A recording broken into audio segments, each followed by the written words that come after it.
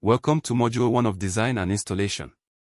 In this module, we will build a foundational understanding of electrical installation design, from the principles and processes involved, to the legal and technical frameworks that guide professional practice.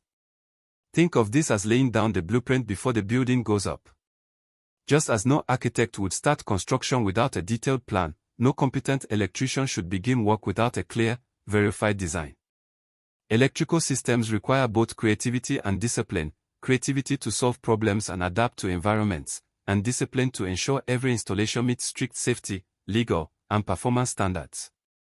1. Principles of electrical installation design.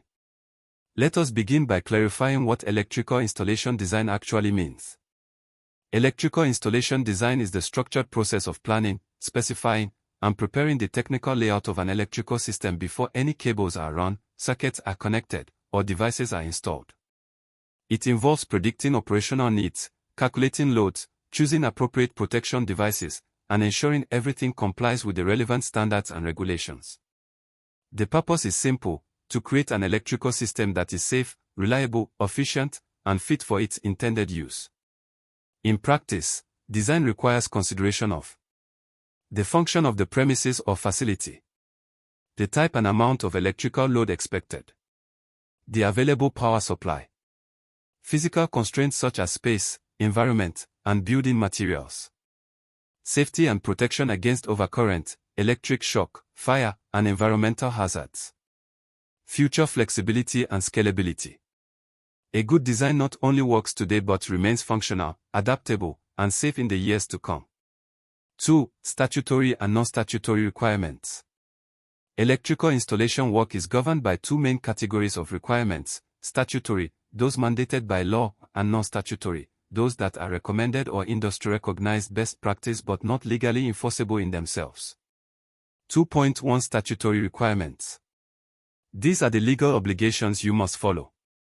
They vary by country but typically include health and safety at work regulations. These require employers and contractors to ensure that all work is carried out safely, with minimal risk to people. Electricity at work regulations. These specifically address safe electrical work, requiring systems to be constructed and maintained to prevent danger. Building regulations. These govern the safe and efficient design of buildings, including electrical installations. Failure to meet statutory requirements is a criminal offense, which can result in fines, legal action, or even imprisonment. 2.2 Non-statutory requirements. These include industry standards such as BS 7671, IT wiring regulations, the main code of practice for electrical installation work in the UK, recognized internationally as a gold standard for safety and design. Guidance documents from the IT, IC, or other professional bodies. Manufacturers' recommendations and specifications. Client specifications and project briefs. While these may not be laws in themselves, they are often used in court to judge whether work has been carried out competently. In many cases, failing to follow them would still be considered negligence. 3. Construction management and verification in electrical design. Electrical installation is rarely an isolated activity. It typically forms part of a larger construction or refurbishment project. That means your design and work will be part of a bigger schedule, budget, and team effort. Construction management in electrical design includes coordination with architects, civil engineers, and other trades. Planning the sequence of electrical installation to fit with the building schedule. Ensuring compliance with health and safety policies during construction. Monitoring progress against design specifications. Once the physical installation is complete, verification becomes critical.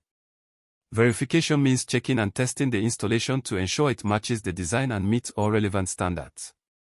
Verification involves visual inspection, checking for correct materials, secure connections, proper labeling, and absence of visible faults. Testing, using approved instruments to measure insulation resistance, earth continuity, polarity, and protective device operation. Documentation, recording results and issuing certificates such as the Electrical Installation Certificate.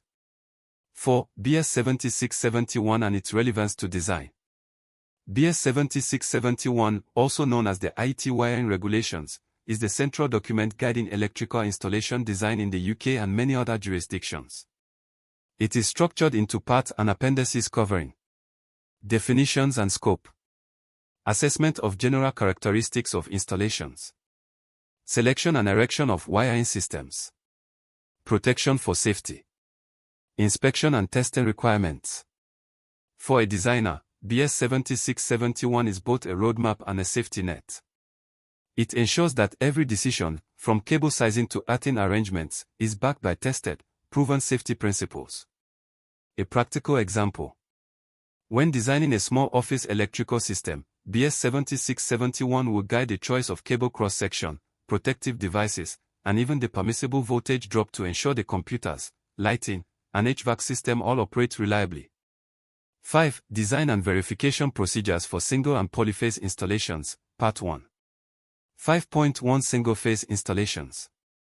Single-phase systems are common in domestic and light commercial environments. The design process typically involves assessing the maximum demand, calculating the total load the system will need to supply, determining diversity, recognizing that not all loads operate at full power simultaneously, selecting cable types and sizes, considering current carrying capacity, voltage drop, and installation environment. Choosing protective devices, such as MCBs or RCDs, matched to the load and safety requirements. Earthing arrangements, ensuring adequate fault current paths for safety. 5.2 Polyphase, three-phase, installations. Polyphase systems are standard in industrial and heavy commercial settings where high power levels are required. The design process involves similar steps but with additional complexity. Load balancing across phases. Protection coordination to ensure that a fault in one part of the system does not unnecessarily trip the entire system. Special consideration for motor loads, harmonic distortion, and power factor correction.